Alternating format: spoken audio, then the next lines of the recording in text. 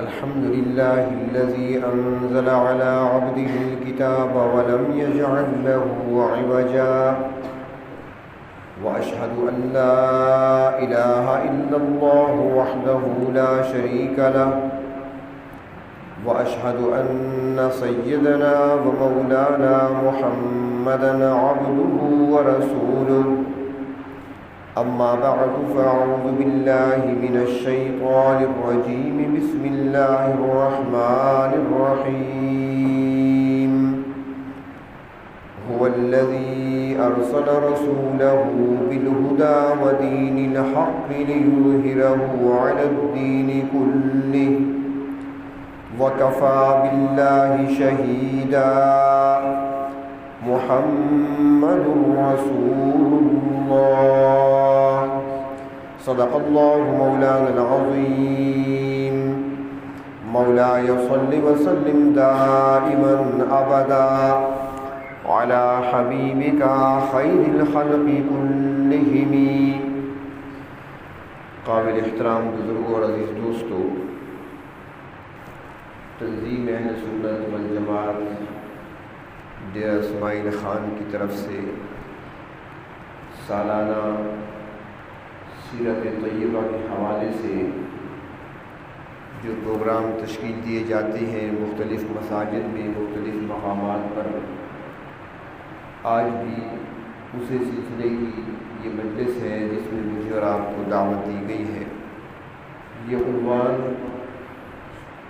جتنا میٹھا ہے، جتنا پیارا ہے، اتنا ہی یہ اہم بھی ہے اور اللہ رب العزت کو پسند بھی ہے. آج سے 2 دن قبل تنظیم اہل سنت والجماعت کے زیر اہتمام جو جلسہ منعقد ہوا جامع مسجد شاہ ولی اللہ میں، وہاں پر کچھ گفتگو ہوئی تھی لیکن بات مکمل نہیں ہو سکی تھی، تو وہاں پہ عرض کیا تھا کہ جو حصہ باقی ہے وہ انشاءاللہ جمعرات کے پروگرام میں آپ کی خدمت میں پیش کیا جائے گا. تو آج اسی عنوان کو ہی کوشش کریں گے مکمل کرنے کی. اس میں عرض یہ کیا تھا کہ دنیا میں پیدا ہونے والے ہر انسان کا ایک نام رکھا جاتا ہے. جو بچہ پیدا ہوتا ہے والدین اس کا نام رکھتے ہیں، لیکن وہ نام ایک ہوا کرتا ہے. بعد میں چاہے جتنے القاب اس کے ساتھ لگا لیے جائیں، نام ایک ہی ہوگا. جتنی بھی شخصیات گزری ہیں دنیا میں، جتنے لوگوں کی ہم تاریخ پڑھتے ہیں، ان کی سوانح کو دیکھتے ہیں، سب کا نام ایک ہی نظر آتا ہے. یہاں تک کہ انبیاء علیہ السلام جیسی شخصیات کے ناموں کو دیکھا جائے تو ان کا بھی ایک ایک نام ہے. حضرت آدم ہے، دوسرا نام کوئی نہیں، بس آدم ہی ہے. موسیٰ ہے، ابراہیم ہے، یوسف ہے، عیسیٰ ہے، شعیب ہے، سلیمان ہے، داؤد ہے، ایک ایک نام. لیکن ہم دیکھتے ہیں کہ اس دھرتی پر، اس کائنات میں، اس زمین کے اوپر ایک شخصیت ایسی آئی ہے کہ جن کا نام ایک نہیں بلکہ 2 نام. ذاتی نام، صفاتی تو بہت سارے ہیں، ذاتی نام ایک نہیں بلکہ 2 نام ہیں. تو یہ 2 نام کیوں ہیں؟ اس پر کچھ وہاں بھی عرض کیا تھا. ایک نام محمد ہے صلی اللہ علیہ وسلم اور دوسرا نام ہے احمد. محمد جس کی تعریف کی جائے، اور کیسی تعریف؟ جس کی ایسی تعریف ہو کہ جو ختم نہ ہونے والی ہو، اور وہ تعریفیں ہو رہی ہیں. آسمانوں میں آپ کی تعریف ہے، فضاؤں میں آپ کی تعریف ہے، ہواؤں میں آپ کی تعریف ہے. یہ اذان جو گونجتی ہے آواز کہاں جاتی ہے؟ اشہد ان محمد رسول اللہ. آواز تو فنا نہیں ہوتی، نہ فضاؤں میں خلاؤں میں گونج رہی ہے آواز. زمینوں میں آپ کی تعریفیں، آسمانوں پہ آپ کی تعریفیں، سمندروں میں آپ کی تعریفیں، انسانوں کی زبان پر آپ کی تعریفیں، جنات کی زبان پر آپ کی تعریفیں، فرشتوں میں آپ کی تعریفیں، حوروں میں آپ کی تعریفیں. تعریف ہو رہی ہے. دوسرا نام آپ کو دیا گیا احمد، یعنی وہ ذات وہ ہستی جو سب سے زیادہ اپنے رب کی تعریف کرے، سب سے زیادہ اپنے رب کی تعریف کرنے والی ہستی، حمد، اللہ کی تعریف، ثنا۔ تو اب یہاں پر ایک سوال پیدا ہوتا ہے کہ نبی اکرم صلی اللہ علیہ وسلم کو نام دیا گیا احمد، سب سے زیادہ تعریف کرنے والے، جبکہ ہم دیکھتے ہیں کہ آپ کی عمر مبارک کتنی ہے؟ 63 سال۔ اس میں بچپن بھی ہے، اس میں لڑکپن بھی ہے، اس میں جوانی بھی ہے، 40 سال قبل نبوت کا زمانہ بھی ہے، 23 سال نبوت والی زندگی ہے۔ کل عمر کو حساب کریں، بچپن کو لڑکپن کو ساتھ شامل کریں تو 63 سال۔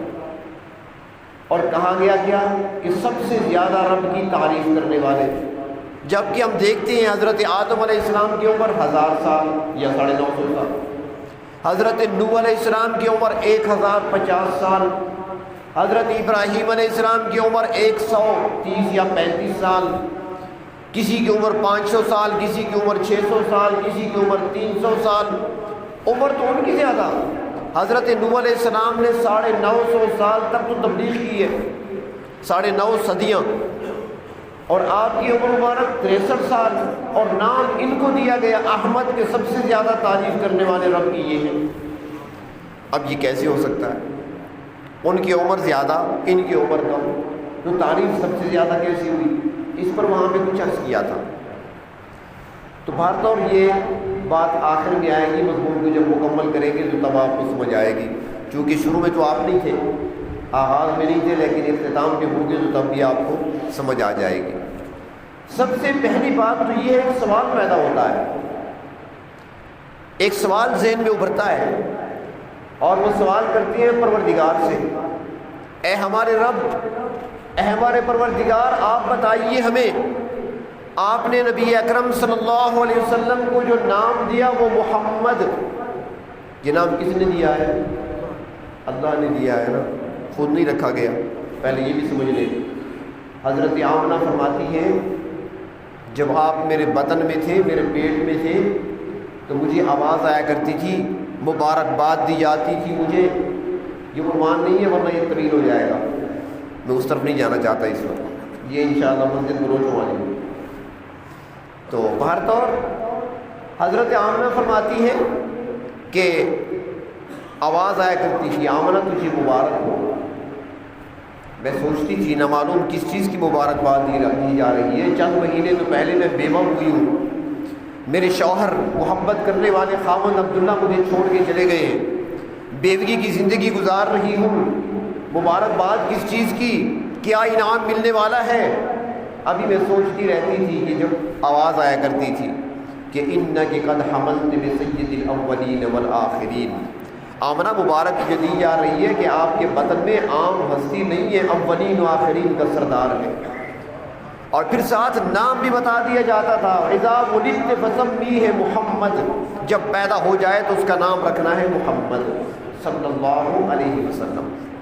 اب آئے سوال کی طرف، اے پروردگار، اتنی تعریفیں، پوری کائنات تعریف کر رہی ہے، اور ہم جب دیکھتے ہیں تاریخ انسانی کو، ہم جب دیکھتے ہیں، مطالعہ کرتے ہیں کتابوں کا، تو اے ہمارے رب ہمیں نظر آتا ہے حضرت آدم علیہ السلام دنیا سے جانے والے ہیں، اپنے بیٹے حضرت شیس کو بلاتے ہیں، بیٹا میرے قریب آ جاؤ، حضرت شیس قریب آتے ہیں، حضرت آدم علیہ السلام ان کو وصیت فرماتے ہیں، بیٹا تقویٰ کا دامن نہیں چھوڑنا، اے بیٹا اللہ کی عبادت کرنا، دین کی دعوت کا کام کرتے رہنا، اب زمین کے خلافت کا تاج تمہارے سر پہ رکھا جائے گا، اب اس خلافت کی ذمہ داریوں کو نبھانا، وصیت کرتے ہیں، اور ساتھ کہتی ہیں بیٹا جب اللہ کا ذکر کرنے بیٹھنا یا دعا کے لیے ہاتھ اٹھانا تو پھر اپنے ذکر میں محمد کا ذکر بھی کر لینا، اپنی دعاؤں میں محمد پر درود بھی بھیج دینا۔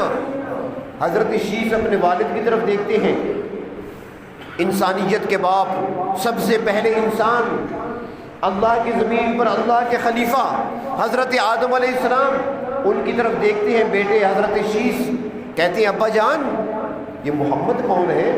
یہاں پر تو زمین پر تو کوئی نہیں رہتا، یہاں پر تو صرف انسان ہم ہی ہیں، آپ کی اولاد ہیں، آپ کی ذریت ہیں، میرے بھائی بہن ہیں، آپ میرے والد ہیں، میری والدہ حوا ہیں، اور تو کوئی انسان رہتا نہیں، اور میرے بھائیوں میں محمد تو ہے کوئی نہیں، یہ محمد کون ہے؟ حضرت آدم جھک کر کہتے ہیں بیٹا تم نے دیکھا ہی کیا ہے؟ تم نے تو چند گز زمین کو دیکھا ہے، تھوڑی سی زمین کی سیر تم نے کی ہے، مجھ سے پوچھو میں جنتوں میں گھوم کے آیا ہوں، مجھ سے پوچھو میں جنتوں میں رہا ہوں، میرے رب نے وہاں پر مجھے اجازت دے دی تھی کہ تم جنت میں رہو، جہاں سے جی چاہے کھاؤ، جہاں جی چاہے چلے جاؤ، سیر بھی کر سکتے ہو، کھا پی بھی سکتے ہو۔ میں گھومتا رہا، جنت میں پھرتا رہا، جنت میں کھاتا رہا۔ اے بیٹے جنت کا کوئی درخت ایسا نہیں جس پر اس میں محمد نہ لکھا ہو۔ میں نے سدرۃ منتہا کے ہر پتے پہ دیکھا ہے نام محمد، میں نے حوروں کی پیشانی پر دیکھا ہے نام محمد، میں نے جب فرشتوں کی آنکھوں میں جھانکا تو وہاں بھی نظر آیا نام محمد صلی اللہ علیہ وسلم۔ اللہ سوال ہے ہمارا، آدم علیہ السلام کہہ رہے ہیں اپنے بیٹے شیش کو وصیت کر رہے ہیں، اے پروردگار آدم نے اپنے بیٹے کو وصیت کرتے ہوئے ابراہیم کا نام کیوں نہیں لیا؟ حضرت ابراہیم بھی تو موحد اعظم ہیں، اللہ آپ نے ان کو خلیل بنایا، وہ تو آپ کے دوست ہیں، ہر آزمائش میں پورے اترے ہیں، جو امتحان بھی آیا کامیاب ہوئے، اللہ اسے خلیل آپ نے بنایا۔ اے پروردگار مستجاب الدعوات اسے آپ نے بنایا، ابراہیم کا نام کیوں نہیں لیا؟ اے پروردگار نبیوں میں سے حضرت موسیٰ بھی تو ہے جس پر اللہ جس کے ساتھ آپ نے کلام کیا تھا اور اسے لقب کلیم کا دیا تھا، طور پر جو آپ سے باتیں کیا کرتا تھا، اس کا نام کیوں نہیں لیا؟ اے پروردگار آپ کے نبیوں میں عیسیٰ بھی تو ہیں جو کلمت اللہ ہے، اللہ آپ کا کلمہ ہے، بغیر باپ کے پیدا ہوئے، اے پروردگار عیسیٰ کا نام کیوں نہیں لیا جا رہا؟ باقی انبیاء کا نام کیوں نہیں لیا جا رہا؟ اللہ ساری زمین پر حکومت اور حکمرانی کرنے والے وہ سلیمان بھی تو ہیں جن کا تخت ہواؤں میں اڑتا تھا، وہ سلیمان بھی تو ہیں جن کی حکومت انسانوں پر نہیں جنوں پر بھی تھی، ساری مخلوق پر تھی، پرندے بھی ان کے ماتحت تھے، جنات بھی ان کی حکومت میں شامل تھے۔ اے پروردگار سلیمان کا نام کیوں نہیں لیا جا رہا؟ صرف نام محمد کا کیوں لیا جاتا ہے صلی اللہ علیہ وسلم؟ آگے بڑھتے ہیں، جواب آخر میں اللہ ہم دیکھتے ہیں، ہم ذرا آگے مطالعہ کرتے ہیں تو ہمیں نظر آتا ہے کہ آپ کے پیغمبر جو بھی آتے ہیں وہ نام محمد کا دیتے ہیں، تعریفیں ان کی کرتے ہیں، ان کے آنے کی خوشخبری دیتے ہیں۔ اللہ تورات آتی ہے تو اس میں بھی نام محمد ہوتا ہے، اللہ انجیل آتی ہے تو ذکر محمد کا اس میں بھی ہوتا ہے، اللہ اگر زبور آتی ہے تو اس میں بھی ذکر محمد کا ہوتا ہے۔ اے پروردگار صرف اسی پر بس نہیں بلکہ ہم دیکھتے ہیں کہ حضرت موسیٰ کلیم اللہ جاتے ہیں اور ساتھ ان کے ہم سفر حضرت خضر ہیں، ایک بستی میں پہنچے، بستی والوں سے کھانا طلب کیا، بھوک لگی ہے ہمیں کھانا چاہیے، انہوں نے انکار کر دیا، فَأَبَوْا أَن يُضَيِّفُوهُمَا سورۃ کہف ہے، انہوں نے انکار کر دیا، ہم نہیں کھلا سکتے آپ کو، مہمان نوازی والے لوگ نہیں تھے۔ آگے بڑھے، دیوار کو دیکھا، گرنے کے قریب ہے، حضرت خضر کہتے ہیں موسیٰ آؤ دیوار کو ٹھیک کرتے ہیں، دیوار کو بناتے ہیں، گارا بنایا گیا، مزدوری کی گئی، محنت کی گئی، دیوار کو سیدھا کیا گیا تاکہ دیوار گرے نہیں، دیوار ضائع نہ ہو جائے۔ جب دیوار تیار ہو گئی حضرت موسیٰ علیہ السلام سے رہا نہ گیا، کہتے ہیں میرے بھائی اے خضر یہ کیا کیا تم نے؟ ہمیں تو بھوک لگی ہوئی تھے، ان سے کھانا مانگا، انہوں نے کھانا دینے سے انکار کر دیا، ہم ان کی دیواریں بنا رہے ہیں، کم از کم ان سے کہہ دیتے کہ گرتی ہوئی دیوار کو دھکا نہیں، گرتی ہوئی دیوار کو ہم بنا رہے ہیں، تمہاری گرتی ہوئی دیوار کو ہم بنا رہے ہیں، دھکے نہیں دے رہے، اس کے بدلے کھانا تو کھلا دو ہمیں۔ نہیں، آپ نے کھانا بھی نہیں مانگا، خالی پیٹ تھا، دیوار بناتے رہے، دیوار بنا دی۔ لیکن وہ دیوار کیوں بنائی؟ دیوار دو پیغمبر بنا رہے ہیں، ایک تشریعی امور کے پیغمبر حضرت موسیٰ صاحب کتاب پیغمبر اور دوسرے تکوینی امور کے حضرت خضر، دونوں لگے ہوئے ہیں، دونوں پاکیزہ شخصیات لگی ہیں، دیوار بن رہی ہے۔ اللہ ماجرا کیا ہے؟ یہ دیوار کیوں بنائی جا رہی ہے؟ یہ پاک باز لوگ، یہ پاکیزہ ہستیاں دیوار کی تعمیر کر رہے ہیں، آخر اس دیوار کے اندر ہے کیا؟ اتنی قیمتی دیوار ہے کیا؟ جواب آتا ہے کہ وَتَحْتَهُ اس کے نیچے کنز تھا، خزانہ تھا، 2 یتیموں کا خزانہ تھا اس دیوار کے نیچے، اور ان کا باپ جو تھا وہ نیک آدمی تھا۔ جو نیک ہوا کرتے ہیں نا، تقوی والی زندگی گزارتے ہیں، ان کی اولادوں کو اللہ تعالیٰ ضائع نہیں کیا کرتے۔ ہم تو اولاد کے لیے مال جمع کرنے کی کوشش کرتے ہیں نا کہ زیادہ سے زیادہ چھوڑ جائیں تاکہ ان کی زندگی آرام سکون سے آسائش سے گزرے، تاکہ کسی کی محتاج نہ رہے۔ مال سے زندگی آسائش میں نہیں گزرے گی۔ اولاد کی زندگی کے لیے آسائش اگر چاہتے ہیں آپ تو نیکی اور تقوی کو اختیار کریں۔ اللہ فرماتے ہیں کہ یتیموں کا خزانہ دفن تھا دیوار کے نیچے، اگر گر جاتی تو خزانہ ضائع ہو جاتا، لوگ اٹھا لیتے، بچے ابھی چھوٹے تھے۔ اللہ ایسی حفاظت کیوں ہو رہی ہے؟ فرمایا کان ابوہما صالحا، ان کے والد نیک آدمی تھے، اس لیے ان کی اولاد کے سرمایے کی حفاظت کی جا رہی ہے۔ یہاں پر بعض مفسرین نے ایک نکتہ لکھا ہے کہ یتیموں کے خزانے تو ہوا کرتے ہیں، یتیموں کے خزانے تو ہوا کرتے ہیں، آخر یہ کون سا اتنا قیمتی خزانہ تھا جس کی حفاظت کے لیے پروردگار عالم اپنے موسیٰ کلیم اللہ سے اور خضر سے کام لے رہے ہیں؟ ان کو مزدور بنا دیا، ان سے گارا اٹھوایا، ان سے دیوار کی مرمت کرائی۔ وہ کون سا ایسا عظیم خزانہ تھا؟ فرماتے ہیں وہ خزانہ کیا تھا جس کی حفاظت اللہ تعالیٰ موسیٰ علیہ السلام اور حضرت خضر سے کرا رہے تھے۔ فرمایا وہ سونے کی تختی تھی، تختی قیمتی نہیں تھی، اس پر تحریر قیمتی تھی، اور تحریر کیا تھی؟ اس تختی پر لکھا ہوا تھا لا الہ الا اللہ محمد رسول اللہ۔ اللہ کیا ماجرا ہے کہ اگر یتیموں کا خزانہ دفن ہے تو وہاں بھی نام محمد کا لکھا ہوا ہے۔ امام زہری فرماتے ہیں میں ہشام بن عبد الملک کے پاس ملاقات کے لیے جا رہا تھا، راستے میں جاتے ہوئے چلتے ہوئے مجھے ایک پتھر ملا، اس پتھر پر کوئی تحریر تھا، کچھ لکھی ہوئی تھی بات، لیکن زبان عبرانی تھی، مجھے سمجھ نہیں آتی تھی کہ یہ کیا لکھا ہوا ہے۔ تو کہتے ہیں میں چلتا رہا، جب شہر میں پہنچا تو وہاں پر پتہ چلا کہ بزرگ وہاں پہ رہتے ہیں جو عبرانی زبان جانتے ہیں۔ فرمایا میں اس کے پاس چلا گیا، میں نے کہا بابا جی یہ پتھر دیکھو، اس پر عبارت لکھی ہوئی ہے اور مجھ سے پڑھی نہیں جا رہی، مجھے سمجھ نہیں آتی، عبرانی زبان ہے، کیا لکھا ہے پرانی تحریر، بہت پرانی تحریر ہے، لیکن ہے کیا مجھے سمجھ نہیں آ رہی۔ اس شیخ نے دیکھا اور مسکرانے لگا۔ اس نے کہا بتا دوں؟ اس نے کہا بتائیں۔ اس نے کہا عربی میں ترجمہ کر دوں؟ اس نے کہا جی عربی میں کریں، عبرانی تو مجھے نہیں آتی۔ اس نے عربی میں ترجمہ کیا، اس نے کہا لکھا ہوا ہے بسمک اللہم، اللہ کے نام سے شروع کرتا ہوں، بسمک اللہم، میں اللہ کے پاک نام سے شروع کرتا ہوں۔ جاء الحق من ربک بلسان عربی مبین، حق بات آ گئی تمہارے رب کی طرف سے صاف عربی زبان میں۔ اور تیسری لائن پہ لکھا ہوا ہے لا الہ الا اللہ محمد رسول اللہ، اور نیچے لکھا ہوا ہے کہ لکھنے والا موسیٰ بن عمران اللہ کا نبی ہے۔ حضرت موسیٰ علیہ السلام ہزاروں سال پہلے پتھر پر لکھ رہے ہیں، نام لکھتے ہیں تو کس کا؟ نام محمد کا لکھتے ہیں صلی اللہ علیہ وسلم۔ اللہ یہ کیا ماجرا ہے؟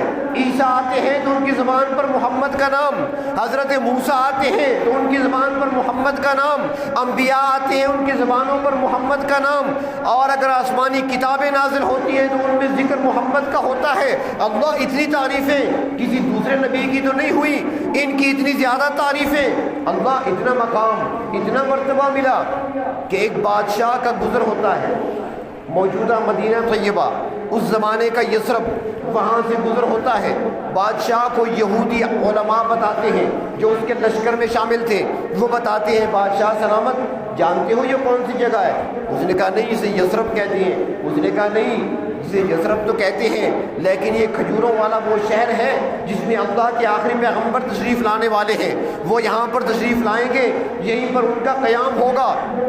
بادشاہ نے کہا پکی بات ہے؟ انہوں نے کہا جی پکی بات ہے، ہماری کتابوں میں لکھا ہوا ہے۔ بادشاہ نے وہاں پر 2 منزلہ مکان تعمیر کرایا، 2 منزلہ مکان تعمیر کرایا، خوبصورت مکان پتھروں سے بنوایا، اور جب مکان تیار ہو گیا ایک یہودی عالم کو چابی دیتے ہیں اور اس کے مکان سے سپرد کرتا ہے بادشاہ، اور اسے کہتا ہے کہ یہ مکان اپنے پاس رکھو، جب وہ آخری پیغمبر تشریف لے آئیں تو میری طرف سے ان کو ہدیہ دے دینا، یہ مکان میری طرف سے ان کے حوالے کر دینا۔ پھر ایک چمڑے کے ٹکڑے پر ایک تحریر وہ بادشاہ لکھتا ہے، وہ لکھتا ہے کہ اے آنے والے محمد صلی اللہ علیہ وسلم، اگر میں زندہ رہا، آپ کے آنے تک میں زندہ رہا، میں قدم بوسی کے لیے حاضر ہوں گا، آپ کے ہاتھ پہ ہاتھ رکھ کر کلمہ پڑھوں گا۔ اگر میں زندہ نہ رہا تو میری اس تحریر کو میرا ایمان تصور کیا جائے۔ دنیا میں نہیں آئے، نام لکھا جا رہا ہے محمد، دنیا میں نہیں آئے لیکن محمد کا کلمہ پڑھا جا رہا ہے۔ مکان تعمیر ہو گیا، تحریر بھی یہودی عالم کے حوالے کر دی، مکان بھی اس کے حوالے کر دیا بادشاہ نے، اور ساتھ اس کو نصیحت کی کہ اگر تمہاری زندگی میں وہ پیغمبر نہ آ سکے تو پھر اپنی اولاد کو، اپنے بیٹوں کو وصیت کر دینا، مکان بھی ان کے حوالے کر دینا اور یہ تحریر بھی دے دینا، اور اس طرح اگر ان کی زندگی میں وہ نہ آئے تو پھر وہ اپنی اولاد کو دے دیں، یہ مکان چلتا رہے جب تک وہ تشریف نہیں لے آتے۔ چنانچہ وقت گزرتا رہا، عرصہ گزرتا رہا، 500 سال گزر گئے، 5 صدیاں، 500 سال گزر گئے۔ 500 سال کے بعد دنیا نے دیکھا محمد عربی صلی اللہ علیہ وسلم مکہ مکرمہ سے ہجرت فرما کر مدینہ طیبہ تشریف لائے۔ جب تشریف لے کر آئے، ہر صحابی آگے بڑھتا ہے، یا رسول اللہ میرے ہاں تشریف لے آئیں۔ ہر ایک صحابی چاہتا ہے آپ میرے گھر تشریف لے آئیں، مہاجر ہیں، مسافر ہیں، اپنا مکان تو یہاں پہ ہے نہیں، اپنی جگہ تو ہے نہیں، ہر کوئی چاہتا ہے میرے ہاں ٹھہریں، ہر کوئی چاہتا ہے میرے پاس تشریف لائیں۔ اللہ کے نبی نے کیا فرمایا؟ فرمایا نہیں، میری اونٹنی کی رسی کو چھوڑ دو، میری اونٹنی کی رسی کو چھوڑ دو، جہاں پر اللہ کا حکم ہوگا اونٹنی وہیں پر بیٹھے گی، وہیں پر میرا قیام ہوگا۔ رسی چھوڑی گئی، اونٹنی چلتی رہی۔ جنہوں نے مدینہ دیکھا ہے، جنہوں نے مسجد نبوی دیکھی ہے، ذرا تصور کریں، جو باب البقیع ہے، اس راستے سے سیدھی اونٹنی آئی، اندر داخل ہو کر پھر دائیں ہاتھ پہ گھومی، جہاں پر ریاض الجنہ ہے، اسی مقام پر آخر میں جا کر اونٹنی بیٹھ گئی۔ وہاں پر اونٹنی بیٹھی، جہاں اونٹنی بیٹھی تو قریب مکان جو تھا وہی مکان تھا جو 500 سال پہلے بادشاہ نے آپ ہی کے لیے تیار کرایا تھا۔ اللہ تبارک و تعالیٰ نے آپ کو اپنے مکان میں ہی پہنچایا، کسی اور کے سپرد نہیں فرمایا۔ آپ وہیں پر آئے اور وہ مکان ابو ایوب انصاری کے پاس تھا، اور ابو ایوب انصاری اسی یہودی عالم کی اولاد میں سے تھے جس کو بادشاہ نے چابی دی تھی۔ چنانچہ ابو ایوب انصاری نے حاضر و عرض کیا، یا رسول اللہ تشریف لائیں، نیچے والا پورشن لیں گے یا اوپر والا لیں گے؟ جو آپ لینا چاہیں وہ آپ لے لیں، دوسرا میرے بچوں کے لیے مجھے دے دیں۔ تو میں عرض یہ کر رہا تھا کہ دنیا میں تشریف نہیں لائے، 500 سال پہلے سے مکان تعمیر ہو رہے ہیں، دنیا میں آپ کے اسم مبارک کے چرچے ہو رہے ہیں، تو سوال پیدا ہوتا ہے، اے پروردگار یہ اتنے چرچے کیوں، اتنی تعریفیں کیوں؟ آخر وجہ کیا ہے؟ یہ شرف جو ملا ہے اتنا، کوئی سبب تو ہوگا نہیں۔ اللہ، ہم تو اسباب کے عالم میں رہتے ہیں، ہم تو سبب جانتے ہیں، ہم تو اسباب، کوئی کہتا ہے نا کہ پیٹ میں درد ہے تو ہم پہلے پوچھتے ہیں کیا کھایا تھا کل، پوچھتے ہیں نا جی، بلکہ کوئی بھی ہو، طبیب نہ بھی ہو، کوئی پوچھے گا بھائی پیٹ میں درد ہے تو کیا کھایا تھا، کوئی سبب تو ہوگا۔ کوئی کہے زکام لگ گیا تو کیوں لگا بھائی، وجہ کیا ہے؟ ہوا لگی ہے، پنکھے کے نیچے بیٹھ رہے ہیں، اے سی کا استعمال کیا، ٹھنڈا پانی پیا، سبب۔ تو اللہ سبب کیا ہے؟ رب فرماتی ہے پیچھے چلنا پڑے گا، پیچھے چلنا پڑے گا۔ اللہ فرماتے ہیں آؤ میں تمہیں لے جاتا ہوں، میں تمہیں سیر کراتا ہوں، آؤ ذرا قرآن کے اندر سے ہو کر تم سیر کرو۔ ایک وقت تھا کہ عالم ارواح میں جب انسان نے زمین پر قدم نہیں رکھا تھا، ابھی انسان زمین پر اترا نہیں تھا، وہی جا رہا ہوں حضرت جہاں بات چھوڑی تھی مجھے، ابھی انسان زمین پر آباد نہیں ہوا تھا، انسان زمین پر آیا نہیں تھا۔ حضرت آدم علیہ السلام کی تخلیق کے بعد اللہ رب العزت نے تمام انسانی روحوں کو جمع فرمایا، اور تمام انسانی روحوں کو جمع فرما کر ان سے ایک سوال کیا تھا، الست بربکم، بتاؤ میں تمہارا رب ہوں کہ نہیں؟ بتاؤ، دنیا میں ساری نعمتیں میں نے دینی ہے تمہیں، زندگی میں نے دینی ہے، سب کچھ میں نے دینا ہے، الست بربکم، بتاؤ مجھے میں تمہارا رب ہوں کہ نہیں؟ اللہ فرماتی ہے کہ میں نے سوال کیا، سارے خاموش، کسی کے پاس جواب نہیں تھا کہ جواب کیا دینا ہے اور کیسے دینا ہے، کیا جواب دیں، اس کا جواب کیا دیں، کیسے جواب دیں، سارے خاموش تھے۔ حدیث شریف میں آتا ہے، نبی کریم صلی اللہ علیہ وسلم ارشاد فرماتے ہیں کہ جب سارے خاموش تھے سب سے پہلے میری روح نے جواب دیا تھا بلا، کیوں نہیں اللہ، آپ ہی رب ہیں ہمارے۔ اللہ کے محبوب نے سب سے پہلے بلا کہہ کر اللہ کی ربوبیت کا اقرار کیا، بلا کہہ کر اپنے پروردگار کی تعریف بیان کی، بلا کہہ کر اللہ کے محبوب نے سب سے پہلے اللہ کی حمد کا آغاز کیا تھا۔ جب سنا آپ کے زبان مبارک سے، آدم بھی پکار اٹھے بلا، نوح بھی پکار اٹھے بلا، یوسف یعقوب بھی پکار اٹھے، سارے انبیاء، علماء، صلحاء، ساری انسانی روحیں پکار اٹھی بلا، پروردگار کیوں نہیں، آپ ہی ہمارے رب ہیں۔ تو آپ بتائیں استاد کون ٹھہرا؟ استاد ہوئے نا، سب کو بتایا، وہ تو انتظار میں تھے کہ کہنا کیا ہے، آپ نے جملہ کہہ کر بتا دیا کہ یہ کہنا ہے، استاد ٹھہرے۔ دوسری بات، بلا میں رب تعالیٰ کی ربوبیت کو تسلیم کرنا تھا۔ لفظ بلا کہہ کر، یعنی کیوں نہیں، یہ لفظ بلا کہہ کر اللہ رب العزت کی حمد ہی تو کرنی تھی نا۔ تو یوں سمجھ لیں کہ اس وقت تک رب تعالیٰ کی حمد کرنا کوئی نہیں جانتا تھا، سب سے پہلے حمد کرنا محمد نے سکھایا، سب سے پہلے اللہ کی حمد کا طریقہ محمد نے سکھایا، رب کی ربوبیت کو تسلیم کرنا محمد نے سکھایا، پروردگار عالم کی ربوبیت کو سب سے پہلے آپ نے تسلیم کیا، اس کے بعد آدم بھی ہیں، نوح بھی ہیں، اس کے بعد ابراہیم بھی ہیں، موسیٰ بھی ہیں، اس کے بعد عیسیٰ بھی ہیں، ہارون بھی ہیں، اس کے بعد شعیب بھی ہیں، سلیمان بھی ہیں، داؤد بھی ہیں، سارے انبیاء بھی کہنے لگے، رب کی تعریف بیان کرنے لگے۔ لیکن ابتدا کس نے کی؟ محمد عربی صلی اللہ علیہ وسلم نے سب سے پہلے ابتدا کی۔ اب جو باقی تھے وہ سب آپ سے سیکھنے والے ہیں، اب جنہوں نے آپ سے سیکھا ہے بعد میں جتنی حمد کرتے رہیں گے، در حقیقت وہ حمد کرنا محمد کا شمار ہوگا۔ بعد میں جتنی بھی حمد کریں گے، آدم آئے اللہ کی حمد بیان کرتے رہے، حضرت نوح آئے اللہ کی حمد بیان کرتے رہے، حضرت شعیب آتے ہیں اللہ کی حمد بیان کرتے ہیں، حضرت موسیٰ و ہارون آتے ہیں اللہ کی حمد بیان کرتے ہیں، حضرت داؤد و سلیمان آتے ہیں اللہ کی حمد بیان کرتے ہیں، اسماعیل و اسحاق آتے ہیں اللہ کی حمد بیان کرتے ہیں، یعقوب و یوسف آتے ہیں اللہ کی حمد بیان کرتے ہیں۔ جتنے بھی بعد میں آئے حمد بیان کرتے رہے۔ حمد کرنے کا طریقہ کس نے سکھایا؟ تو کائنات میں سب سے بڑھ کر رب کی حمد کرنے والا کون ٹھہرا؟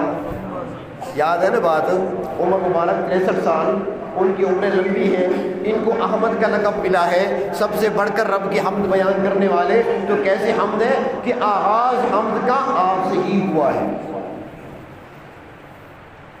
وہاں پر ایک خطیب نے بڑی اچھی بات کہی، بڑی عجیب بات، کیونکہ ممبر میں جو خطیبانہ انداز الگ ہوتا ہے، مفسر کا اپنا انداز ہوتا ہے، خطیب کا اپنا ہوتا ہے۔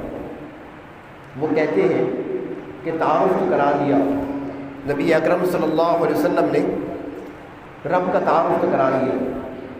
اب انبیاء علیہ السلام حیران ہے کہ بھی سب سے پہلے رب کو پہچانا کس نے؟ یہ آواز تو آئی تھی نا، کیونکہ آدم علیہ السلام کی سب سے پہلے بیٹے سے لے کر قیامت تک آنے والے آخری انسان تک تمام انسانوں کی روحیں جمع تھیں۔ تو وہ کہنے لگے اللہ یہ کون ہے جس نے آپ کی ربوبیت کو سب سے پہلے تسلیم کیا؟ اللہ وہ کون ہے جس نے ہمیں حمد کا ترانہ سکھایا، حمد کا طریقہ سکھایا؟ اللہ آپ نے تو سوال کیا تھا الست بربکم، ہمیں تو جواب سمجھ نہیں آ رہا تھا، وہ کون تھا جس نے جواب سکھایا؟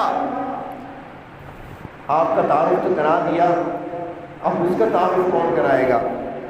رب نے فرمایا جس نے سب سے پہلے میرا تعارف کرایا اس کا تعارف میں کراؤں گا، اس کا تعارف میں کراؤں گا، لیکن فی الحال سب کے سامنے نہیں کراتا۔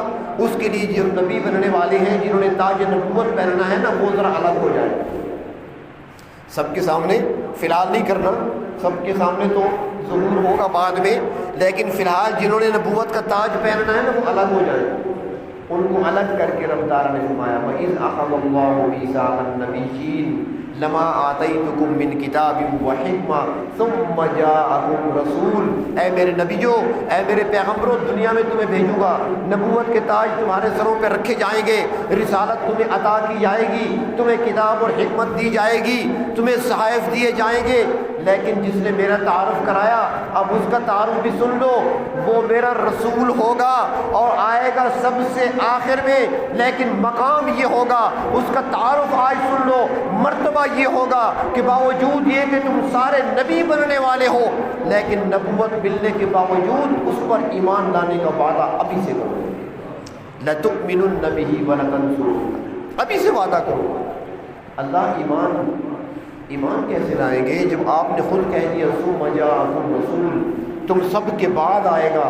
اللہ جب وہ آئے گا سب کے بعد میں ہم چلے جائیں گے، ہمارے بعد وہ آئے گا، تو ایمان کیسے لائیں گے ہم اس پر ایمان کیسے لائیں گے؟ اللہ تعالیٰ فرماتی ہے میرے پیغمبروں، وعدہ تم کر لو، عہد تم کر لو، اور پھر مسجد اقصیٰ میں شب معراج سب کو جمع کرنا مجھ پہ چھوڑ دو، میں نے جمع کرنا ہے۔ ایک وقت آئے گا میرا محبوب جب سیر کے لیے نکلے گا تو میں سب کو وہاں پر اکٹھا کر دوں گا، ان کی ابتدا میں تمہیں نماز بھی میں پڑھاؤں گا، ایمان لانے کا موقع بھی تمہیں دیا جائے گا۔ تو محمد صلی اللہ علیہ وسلم وہ جس کی سب سے بڑھ کر تعریفیں کی جائیں۔ سوال کیا تھا اللہ، یہ اتنی تعریفیں کی جا رہی ہیں فضاؤں میں، خلاؤں میں، نبیوں کی زبانوں پر، رسولوں کی کتابوں میں، پتھروں پر، تحریروں میں، ہر جگہ لکھا ہوا اس میں محمد نظر آتا ہے۔ اللہ یہ اتنی تعریفیں کسی اور پیغمبر کی بھی ہوئی، ان کی ہو رہی ہے۔ رب فرماتے ہیں کیا پوچھنا چاہتے ہو؟ جو سب سے پہلے میری حمد کرنے والا ہے، جب سب خاموش تھے اس نے سب سے پہلے مجھے پہچانا، جس نے سب سے پہلے میری ربوبیت کو تسلیم کیا، میں دوسروں سے ان کی رسالت کو تسلیم کیوں نہ کراؤں؟ جو سب سے پہلے میری تعریف کر کے، سب سے پہلے میری حمد بیان کر کے، سب سے پہلے میری ربوبیت کو تسلیم کر کے جب احمد بنا ہے تو میں اس کی تعریفیں دنیا سے کرا کر اسے محمد کیوں نہ بنا دوں؟ اللہ فرماتی ہے کیا وہ سوال پوچھنا ہے تو آگے دیکھو، نبی بھی میں نے بھیجے ہیں، رسول بھی میں نے بھیجے ہیں، میں نے ساجد بھی بھیجے دنیا میں نے راکع بھی بھیجے، میں نے قائمین بھی بھیجے، قیام کرنے والے بھیجے، میں نے طواف کرنے والے بھیجے، عبادت کرنے والے زمین پر آئے، ریاضت کرنے والے آئے، تسبیحات پڑھنے والے آئے، ذکر کرنے والے آئے، سب کی عبادت ہوتی رہی اور ہوتی رہے گی، سب کی عبادت فرش پہ ہوتی ہے۔ میں اس محمد کی تعریفیں دنیا سے کیوں نہ کراؤں جو فرش کو چھوڑ کر عرش پہ بیٹھ کر کہتا ہے التحیات للہ والصلوات، جو عرش پہ بیٹھ کر میری حمد بیان کرتا ہے، جو عرش پہ بیٹھ کر میری ثنا بیان کرتا ہے، جو عرش پہ بیٹھ کر میری کبریائی کو بیان کرتا ہے، سارے فرش پہ میرا ذکر کرتے ہیں، وہ عرش پہ میرا ذکر کرتا رہا، سارے فرش پر مجھے یاد کرتے ہیں، اس نے عرش پہ مجھے یاد کیا ہے تو میں نے بھی اس کا نام فرش سے لے کر عرش تک پھیلا دیا ہے۔ کائنات میں جہاں جہاں تک میری ربوبیت کے تذکرے ہوں گے وہاں وہاں تک میرے محبوب کی رسالت کے تذکرے ہوں گے۔ تو اللہ رب العزت نے دو نام عطا فرمائے، محمد صلی اللہ علیہ وسلم، یعنی وہ نام، وہ ہستی، وہ ذات کہ جن کی تعریفیں اور وہ ختم نہ ہونے والی ہوں، اور احمد جو سب سے بڑھ کر اپنے رب کی حمد بیان کرنے والا ہو۔ اللہ کے محبوب نے اللہ کی حمد ایسے بیان کی کہ آغاز حمد کا کیا عالم الست سے، عالم ارواح سے، جب انسان زمین پر نہیں آیا تھا وہاں پر لفظ بلا کہہ کر رب تعالیٰ کی حمد کا آغاز کیا، اور پھر وہ حمد چلتی رہی جب میدان حشر بپا ہوگا اور نفسا نفسی کا عالم ہوگا، کسی کو کسی کی کوئی پرواہ نہیں ہوگی، ہر کوئی ہر کسی سے جدا ہوگا، کسی کو کوئی یاد نہیں آئے گا، اس موقع پر بھی آپ مقام محمود پر سر بسجود ہو کر رب تعالیٰ کی حمد بیان کر رہے ہوں گے۔ ابتدا بھی حمد یہ آپ نے کی ہے، اور اس کائنات کی جب انتہا ہوگی تو اس وقت بھی آخری حمد کرنے والے محمد رسول اللہ صلی اللہ علیہ وسلم۔ دو نام دیے، محمد اور احمد۔ امید ہے ایک طالب علم کی حیثیت سے آپ کے سامنے کچھ باتیں رکھی ہیں، امید ہے کہ آپ کو سمجھ آ گئی ہوگی کہ آپ کا اسم مبارک محمد کیوں ہے، آپ کا اسم مبارک احمد کیوں ہے، اور ان کے معنی کیا ہے اور مفہوم کیا ہے۔ امید ہے آپ کو سمجھ آ گیا ہوگا۔ اللہ تبارک و تعالیٰ اپنے محبوب صلی اللہ علیہ وسلم کا ادب بھی نصیب فرمائیں، آپ کے نام مبارک کا ادب بھی نصیب فرمائیں، اور آپ صلی اللہ علیہ وسلم کی حقیقی سچی محبت اور اتباع بھی نصیب